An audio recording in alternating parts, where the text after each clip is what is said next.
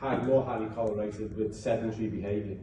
So it's actually a lack of wear and tear that leads to most arthritis. You didn't use it, you didn't put any force through it, you didn't send any stimulus of adaptation, you didn't prompt it to be stronger, you abused it, you ignored it, you abandoned it, and guess what, it's fallen apart.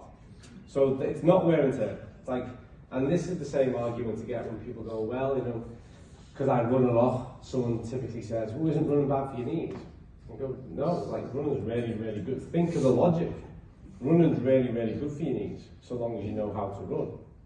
So arthritis is, you know, we're seeing more and more cases of it, more and more people are, you know, crippled by their arthritis. It's a pro-inflammatory condition. And so to me, the first thing you're trying to do in that kind of state is get rid of the symptoms so that you can activate the individual. Because I know the single best thing you can do if you've got arthritis is to send a different stimulus to those joints. But you're only going to do that if we can reduce the symptoms. If you're pain-free and you can move and you can tolerate things, then you're more likely to move.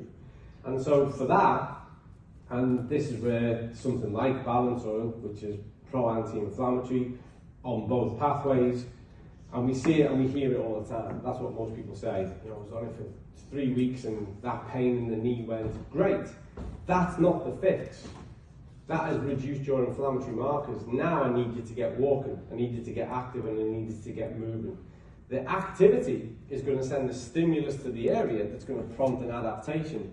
And that's where things like Extend come into it. That's where increasing your total calcium and protein content is going to come into it. That's where increasing K2 is going to come into it. So there, at that point, when you're better nutritionally served because we've enabled you to be active and therefore you're changing the stimulus and the body is responding, that's how you're going to start to lay down new foundations and start to move through the pathology. But it's not, I don't like this passive idea. It's not a case of this is the medicine to fix it. No, this is going to manage those inflammatory markers down, it's going to make you have less pain or pain-free, and now you need to start to rebuild it. And that's the way, and that's where Extend comes into its own.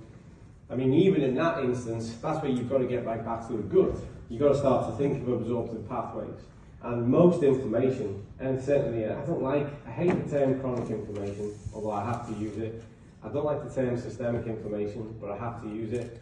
The one I prefer is low-level inflammation, because it's less of a headline. And this low-level inflammation typically starts and finishes in the gut. So let's say, for instance, you've got something like arthritis that's affecting the knee. I promise you now, the start of it was here. And what will happen here, you'll get a reduction of symptoms here, and the whole phase of it is ended when the low-level inflammation here is gone as well. So it starts here, it's exacerbated there, and it finishes here. So xenobiotic and addressing the gut is a key part of that as well.